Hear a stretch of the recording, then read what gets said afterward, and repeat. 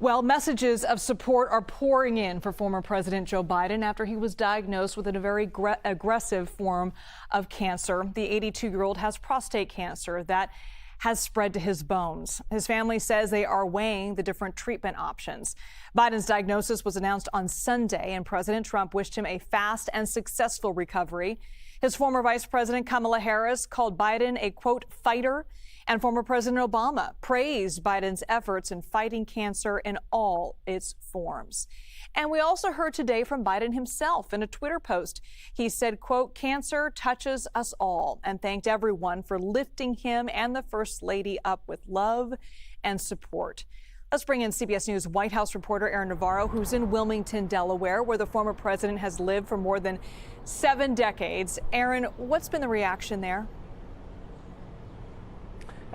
Good to be with you. The reactions so far from local officials here have been primarily support, as you mentioned. Of course, Democratic officials here, such as Senator Chris Coons, a longtime supporter of President Biden, especially when he was receiving a lot of heat for staying in the race as long as he did in 2024. He called the former president, quote, a fighter, and said, quote, now we need to support and encourage him. The mayor here in Wilmington, John Carney, also said that he and his family are praying for Biden. CBS News has learned from a source familiar that President Biden is staying at his home as of now in Wilmington, though we still don't know yet about his family's decision on treatment or where that will take place.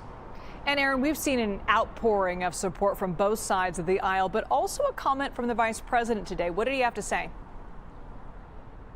Yeah, that's right. The Vice President JD Vance said, he's thinking and sending prayers to former President Biden, but also made note, and this has been in the conversation a lot when it comes to President Biden lately, on questions about his mental acuity and his health. Take a listen to what Vice President Vance told reporters today.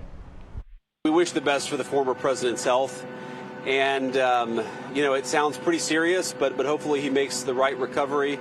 Like I will say, whether the right time to have this conversation is now or at some point in the future, we really do need to be honest about whether the former president was capable of doing the job. And that's no, that you can separate the desire for him to have the right health outcome with the recognition that whether it was doctors or whether there were staffers around the former president, I don't think he was able to do a good job for the American people. And that's not politics. That's not because I disagreed with him on policy. That's because I don't think that he was in good enough health. In some ways, I blame him less than I blame the people around him. And why didn't the American people have a better sense of his health picture?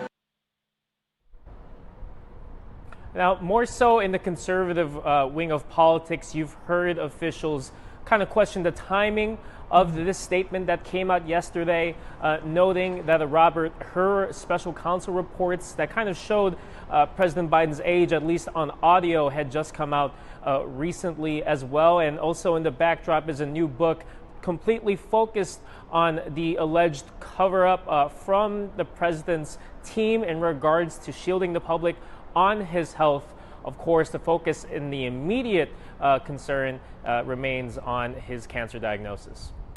And Aaron, we know the former president has a painful past with cancer in his family. He lost his son, Beau, to brain cancer in 2015. And that, of course, inspired the launch of an initiative for better research and treatment for all types of cancer. Can you tell us more about that? Yeah, that's right.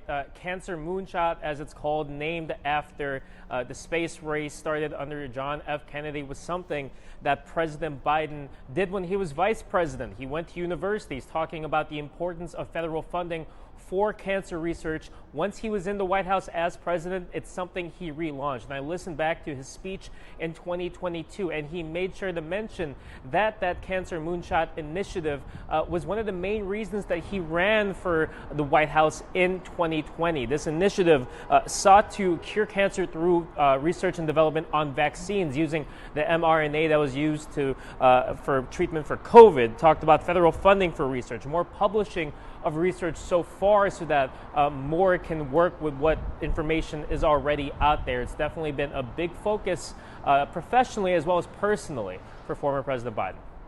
Aaron Navarro, live for us in Wilmington, Delaware, the home of former President Joe Biden. Aaron, thank you so much.